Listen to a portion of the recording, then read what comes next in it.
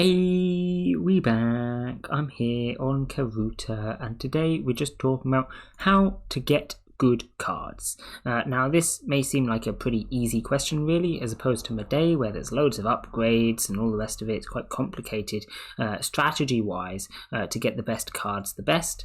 But on Karuta, there isn't too much you can do. It's pretty much just luck. You do your drop, and you get a good card, or you don't. Most of the time, you don't. So how do you get the good cards? Well, there's quite a few things that you can do to make yourself get the good cards. Now, assuming we're just talking about dropping and grabbing the best cards, most of what you can do is in the gem shop. We've talked about blessings before. Buy them for gems.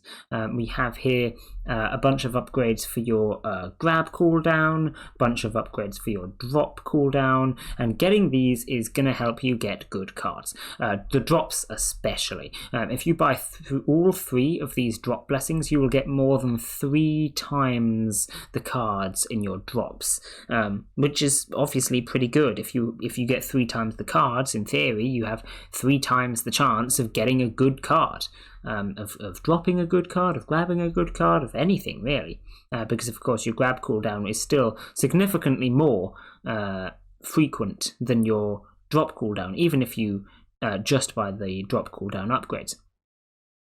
So this is the thing that you can do to get you the best chance of getting good cards. Now, of course, getting gems is not too easy, but this is not a huge number of gems. If you save up your tickets, you can buy some gems off someone else on trading markets or something like that, and you can buy these upgrades. They last a month, which is worth having.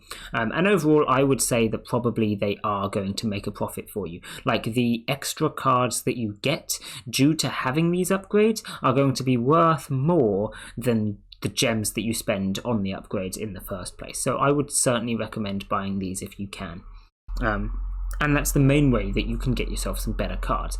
Of course, the grab upgrades help, and this leads us on to the next best way to get a lot of cards, and that's to join a lot of servers.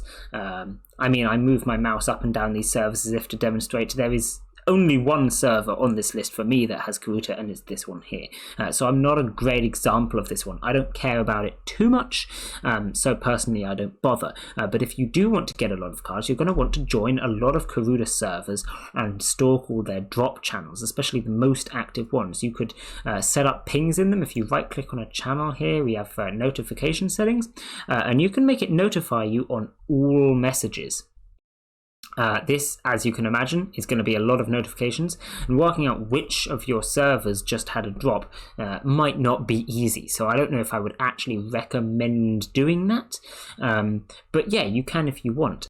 If you're in a server like mine that's got Kaching here, or any other bot with a server ping roll, you can get the server ping roll, and that'll ping you every time the bot itself drops cards in the server. Now, this of course is not every drop, because it doesn't ping you on other people's drops, but sniping stuff off other people's drops is very hard anyway, so realistically it's probably not going to happen. So this is what I would recommend, joining a lot of big servers that all have this bot, and then you can get pinged every time the server drops, e.g. like that, and then I can grab someone. Whoopee.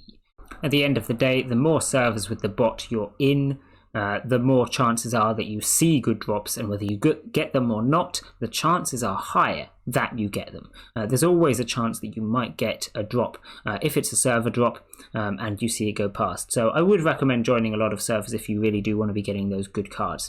And of course, there's a lot of reasons to get good cards, partly because you might want them, but also to sell them. And this is what our next part is about, because of course selling cards in general is pretty good. I would recommend selling cards over trading cards, because trading cards is always just a bit finicky.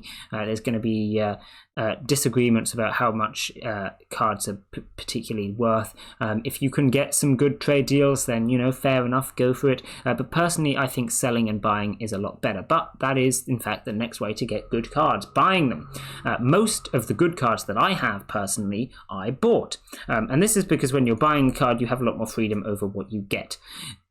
Personally, I have here a list of cards that I would like to get. You can see it's quite extensive, and I've written the exact edition next to them all that I'd like to get, and I cross them off when I get an edition that I want. And periodically I'll check a trading trading server, and I'll see if they're selling any of the cards of the editions that I want, and I'll try and buy them.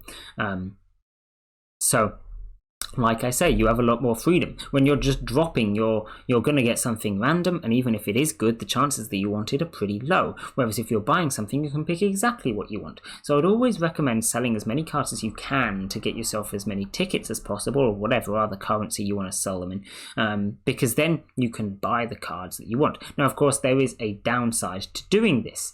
If you grab a card, their worker effort will be higher. So if I check my worker effort here, I can find that we have grabber S, because I grabbed this card, and that'll buff it a little bit. Dropper is F, however, because I did not drop that card. So at the end of the day, if you want the best possible workers, you want to drop and grab them. Now, it doesn't make a huge difference here, but yeah, if you can drop and grab a worker yourself, that's going to be a lot better. Also, there's visiting. You can only visit cards that you grabbed. You don't have to drop them, but you do have to grab them. So if you're planning on getting someone on your affection list, you want to get them Koibito maybe, or maybe you just want to use them as a worker and want them not to be injured, get some AP so you can always recover them back up again afterwards. You're going to need to have grabbed the card. So there are a lot of disadvantages to buying a card instead, but because of the freedom that you get over choosing which card you want, which edition you want, and all the rest of it, I would say it's absolutely worth it. And if there's any particular card, especially a popular one, that you're looking for, buying it's going to be very easy. A lot of even very popular cards sell for quite cheaply. You can get cards with hundreds of wish lists for just 1 or 2 tickets, right? And relatively speaking, that is quite cheap because the supply of these cards is so high. The demand might be high as well, but the supply is even higher. Everyone on the bot could get this character, and they're probably all going to try and sell it, right? So you can quite easily get a card that you want doing something like that.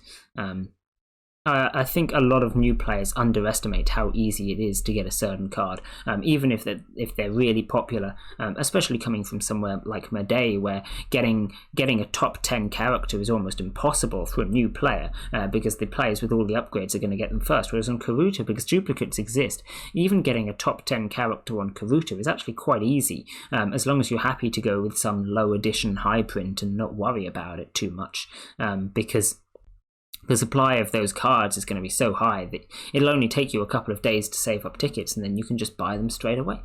So yeah, that's that. I think that's all I wanted to talk about, though. Not much, really. Most of it, I think, should be fairly obvious, but especially for new players, maybe underestimations can be made. And like I say, the gem shop is going to be the most helpful thing. So I would recommend going for that if you can. Personally, I don't actually have any of those upgrades in the gem shop at the moment, because I spent all of my gems on frames because I'm an idiot. But yes, I will plan on buying them at some point soon, and I would advise you do the same if you want to be getting some better cards.